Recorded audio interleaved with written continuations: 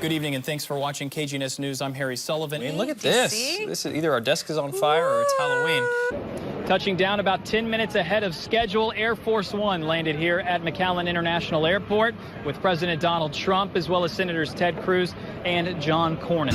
Covering the border, a defense official says the Department of Homeland Security has asked the military to provide more help securing the U.S.-Mexico border. No decision has been made by Acting Defense Secretary Pat Shanahan, but in the past, the Pentagon has provided help when asked.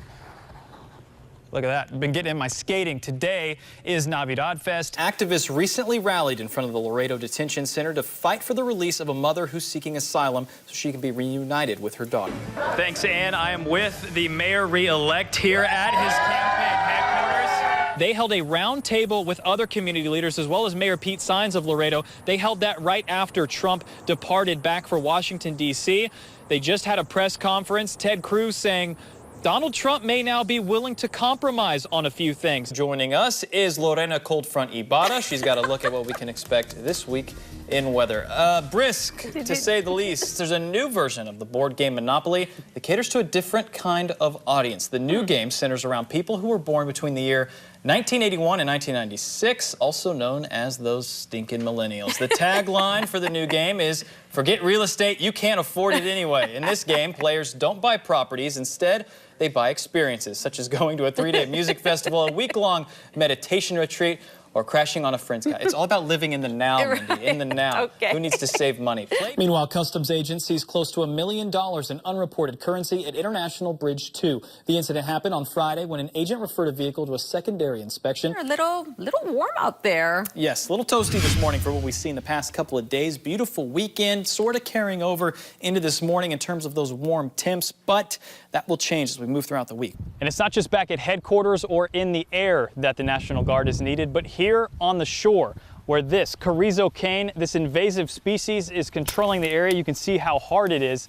They've tried to get rid of this stuff a million different ways. Well, today is Wednesday. It is our pet of the week. Today we have Joy in here, as well as Cynthia Gutierrez, the assistant manager of LAPS, to tell us how you can help Joy find a forever home. Outside today, a nice little break from what we've seen over the past couple of weeks. I heard Heatwave say earlier, this is what it's supposed to be like. I heard him say that too. Very spring-like out there. Let's check in with Heatwave for 80 first look at weather. degrees, yes. And the new Congress is off to a rocky start as the federal government remains under a partial shutdown. Republicans and Democrats appear to be digging in their heels on Capitol Hill. KGNS Washington correspondent Alana Austin interviews Texas GOP Senator John Cornyn about the political stalemate and ongoing concerns at the border. One Laredo resident is accusing the former Rio Bravo police chief of stealing her mail in the middle of the day, and she says she has the video to prove it. Rosa Paguero says that back in December, a Rio Bravo patrol car drove down their street and stopped at their mailbox. Meanwhile, the Federal Transit Administration has provided El Metro Transit with an $11.5 million grant that will go towards building a brand new facility. As Laredo continues to grow, so does the need for transportation. A man who attempted to report a stabbing to police finds himself behind bars instead. Laredo police arrested 17-year-old Angel de Jesus Ramirez for allegedly making a false report to police. The wind is still out there, still howling, but like we were saying earlier, it's still January. We're not quite out of winter yet, but heatwave, what can we expect as we move into the next couple of days, as well as this afternoon? And a sweet Mexican tradition has bakeries all across town pretty busy today. Sunday is the day of the Wise Men, or Los Reyes Magos. Lake Tahoe, 12 inches of snow. Parts of Utah getting heavy snow. Park City, 8 inches of snow. Ski country, kind of getting what they wanted. Their late Christmas present right now here in the early parts of January. But as we take a look back here at Texas, that storm across the Midwest, trails of that leaking all the way down into parts of Texas, even reaching into Mexico. As we see our satellite and radar. And I'm Harry Sullivan. With less than a week as interim city manager under her belt, Cynthia Collazo has already made drastic changes to the management structure of the city of Laredo.